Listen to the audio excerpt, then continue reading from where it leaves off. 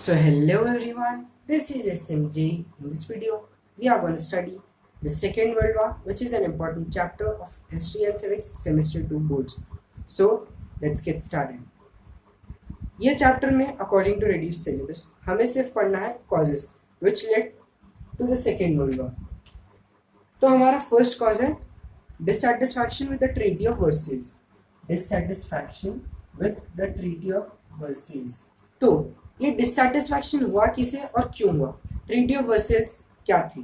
तो treaty of Versailles जैसे हमने अपने फर्स्ट वर्ल्ड वॉर के लास्ट पार्ट वीडियो में पढ़ा था, ट्रीटी ऑफ वर्सेल्स साइन किया गया था after first world war to prevent future wars, लेकिन it could not do as expected. तो वो ट्रीटी ने जर्मनी पर इल्ज़ाम डाल दिया था, लेकिन जर्मनी इससे खुश नहीं था. Now let's see what happened. तो जो ट्रीटी ऑफ वर्सेल्स थी, the treaty demanded annexation of German territories. जो ट्रीटी ऑफ वर्सेल्स थी वो डिमांड किया annexation of German territories. Annexation मतलब जो भी जर्मन कॉलोनीज थे, जर्मन टेरिटरीज थे, वो उनसे लेके इधर मेक देम इंडिपेंडेंट और give them to other countries. तो annexation of German territories and creation of many states. German territories को एनेक्स करके converted into create many states from that. Annexation of German territory and creation of many states. अब ये show करता है seeds of bitterness. This sowed the seeds of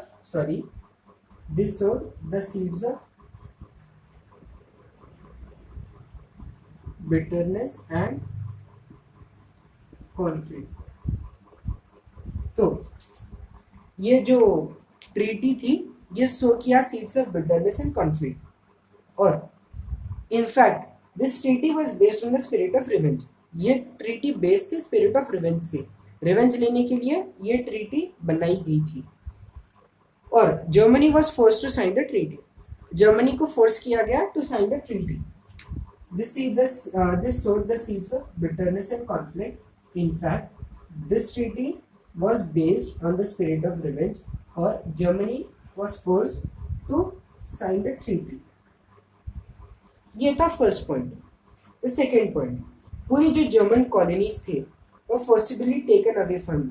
German colonies forcibly इसके पूरे छीन लिए गए थे और Germany was divided into two parts. Germany को दो पार्ट्स में डिवाइड किया गया for the benefit of Poland. Poland के बेनिफिट के लिए German colonies were forcibly taken away from her and she was divided into two parts for the benefit of Poland.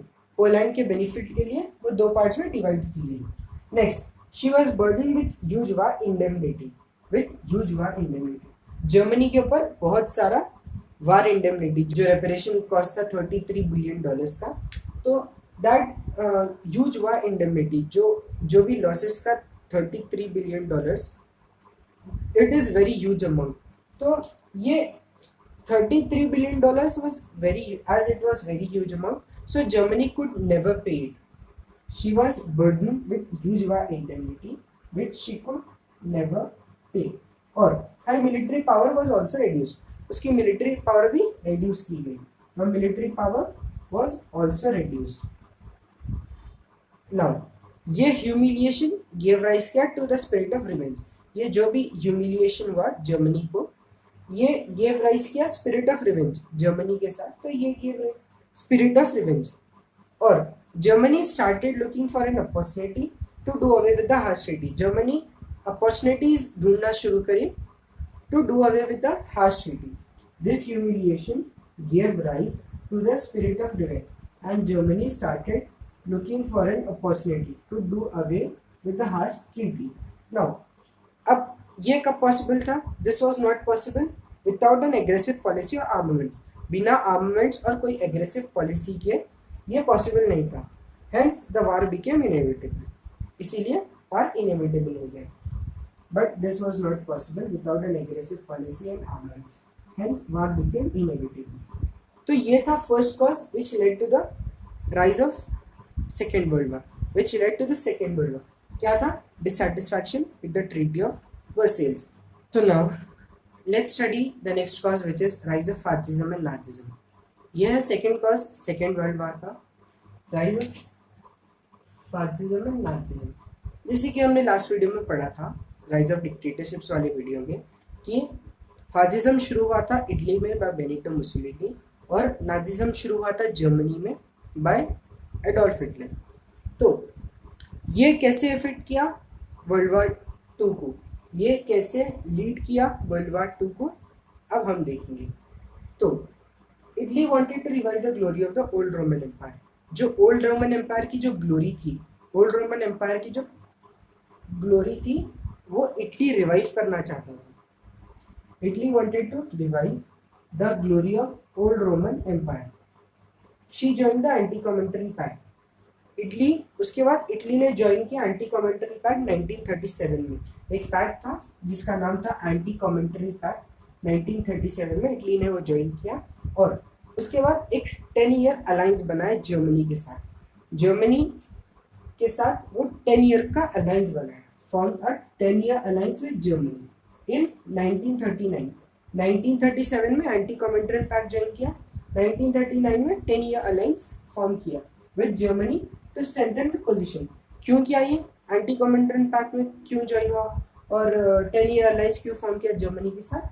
To strengthen her position, अपनी position strength करने के लिए। और जब position strength होगी, जब पोजीशन मजबूत होगी, तो Italy could revive the glory of the old Roman empire. Next, Mussolini जो डिक्टेटर थे इटली के, तो Mussolini establish dictatorship and oppose the treaty of Versailles. Mussolini establish किए डिक्टेटरशिप इटली में और अपोज किए ट्रीटी ऑफ वर्सेल्स। जैसे Adolf Hitler ने ट्रीटी ऑफ वर्सेल्स अपोज किया था, similarly Mussolini oppose the treaty of Versailles. Now Italy demonstrated, अब जब उन्होंने ट्रीटी ऑफ वर्सेल्स को अपोज किया तो फर्स्ट चीज वो क्या किया, तो then what he did is Italy demonstrated imperialistic designs by attacking Abyssinia. Abyssinia नाम की एक जगह पे अटैक किया, imperialistic designs by attacking Abyssinia. Now, the League of Nations failed to take any action which exhibited the weakness of the League. Now, जो League of Nations था, जो बना था after the First World War, वो League of Nations कुछ action नहीं ले सका because it was very weak. वो इतना ज़्यादा strong नहीं था। तो the League of Nations failed to take any action. League of Nations failed to take any action which exhibited the weakness of the League. Third point, even अब जैसे Mussolini चाहते थे to revive the glory of the old Roman Empire. Similarly, Hitler wanted to re-establish the prestige of Germany in international field. Hitler wanted to re-establish the prestige of Germany. Germany का prestige international field में. Germany का जो prestige था, पहले जो prestige था Germany का, he wanted to re-establish it. Now, as after opposing the Treaty of Versailles, Mussolini और Italy attacked Abyssinia. Similarly, as Hitler wanted to re-establish the prestige of Germany in international field, he flouted the military clauses of Treaty of Versailles and declared rearmament. 1938 में, उसके बाद 1938 में it attacked Austria, annexed Austria. Germany annexed Austria and dismembered Czechoslovakia. Annexed Austria and dismembered Czechoslovakia. Thus, Mussolini and Hitler drove the countries of the world towards another world war. Mussolini and Hitler drove the countries of the world towards another world war. तो अब हम पढ़ेंगे Japanese invasion of China. Japanese invasion of China. तो जो Japan था, Japan के ambitions रोज हुए first world war के बाद और वो डिटर्मिन्ड था फार ईस्ट को डोमिनेट करने के लिए। Japan's ambition rose after the First World War and she was determined to dominate Far East. Far East को dominate करने के लिए determined था। Next, 1931 में, in 1931 Japan intervened in Manchuria. Japan ने मंचूरिया में intervene किया और लीग के opposition के बाद, जो लीग थी लीग ऑफ नेशन की अपोजिशन के बाद भी वहाँ वो ऑक्युपाई किया, मंचूरिया को ऑक्युपाई किया और अपना गवर्नमेंट वहां पर सेटअप किया। In spite of the leagues opposition, occupied it and set up a government there. Japan also started an undeclared war against China. Japan ने चाइना के खिलाफ एक अनडिक्लेयर्ड वार भी शुरू कर दिया 1931 में. पहले मंचूरिया को इंटरवेंट किया, उसके बाद चाइना में अनडिक्लेयर्ड वार शुरू कर दिया. Undeclared war against China in 1931. उसके बाद चाइना ने अपील किया लीग ऑफ नेशंस को कि वो सैंक्शंस डिक्लेयर करे जापान के खिलाफ, लेकिन ब्रिटेन और फ्रांस जो लीडिंग मेंबर्स थे लीग के, उन्होंने अटेंशन नहीं पे किया अपील को, चाइना की अपील को. China appeal to the League of Nation to declare sanctions against Japan, but Britain and France, leading members of the league, did not pay any attention to the appeal. उसके बाद Japan join करता है Berlin Rome Tokyo Berlin Rome axis to form Berlin Rome Tokyo axis to further its policy of expansion and conquest. Japan joined Berlin-Rome Axis to form Berlin-Rome-Tokyo Axis to further its policy of expansion and conquest. Last 1933 में Japan छोड़ दिया league of nation और start किया occupy करना British और American properties China में. Britain और France follow किए पॉलिसी ऑफ अपीसमेंट और ये सोच के कि Japanese could be used to weaken China. This was also the cause which led to the second world war. The next cause what we are going to study is failure of league of nation. जो league of nation बना था first world war के बाद, उसका failure एक cause बना for the rise of second world war, for the second world war. तो league of nation succeed किया इन अलाइंग द थ्रेड. जब लीग ऑफ नेशन बना तो वो उसे एक अर्ली ब्लो मिला जब USA did not join the league, और जो और भी मेंबर्स जो ज्वाइन हुए थे वो इंटरेस्टेड नहीं थे in the principle of collective security. The League of Nation succeeded in allaying the threat in cases with the parties of small nation. जहां पर जो दो पार्टीज स्मॉल नेशंस थे, वहां पर लीग ऑफ नेशन वो वार का थ्रेड अलाई कर सका. लेकिन जब बड़े पार्टीज आए, जब बड़े कंट्रीज आए वार के लिए, at that time the league couldn't allay the threat. Next, league कुछ नहीं किया जब Poland with the backing of France, Poland France के बैकिंग से सीज किया एक part of Lithuania in 1920. The league did nothing when Poland with the backing of France seized a part of Lithuania, seized a part in 1920.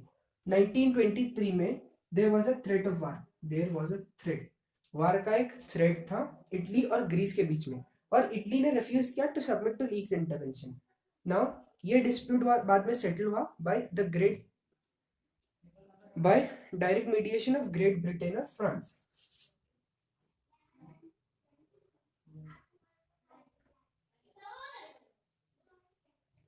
Next point is authority of League was flouted. League की authority flout की गई by Japan when it seize Manchuria, जब Japan ने Manchuria seize किया. अभी हमने पिछले cause में देखा था जापानीज इन्वेजन चाइना, जिसमें जापान ने मंचूरिया को सीज किया था. तो league of authority was flouted by Japan when it seize Manchuria, flouted by Japan when it seize Manchuria. और Italy when it conquered Ethiopia, Italy से when it conquered Ethiopia. Next, economic sanctions. जो भी economic sanctions होते थे किसी एक बड़े country के किसी एग्रेसर पे, अगर कोई एग्रेसर हो तो उसे इकोनॉमिक सैंक्शंस देके वो वार का थ्रेट वहां पे खत्म किया जाता था. लेकिन अगर कोई डिटर्मिन्ड एग्रेसर है, अगर किसी को लड़ना ही है, तो उसके सामने ये economic sanctions aware of no use. And जो भी मेंबर स्टेट्स थे वो चाहते थे भी नहीं अपने इकोनॉमिक सैंक्शंस अप्लाई करना, because it affected their economy as well. अब ये लीग ऑफ नेशंस के लोगों को इसकी यूजफुलनेस में फेथ चला गया और they started making groups between themselves, hence it led to the war. So now let's study the last cause which led to the Second World War, which is Hitler's invasion of Poland. ये है immediate cause Second World War का.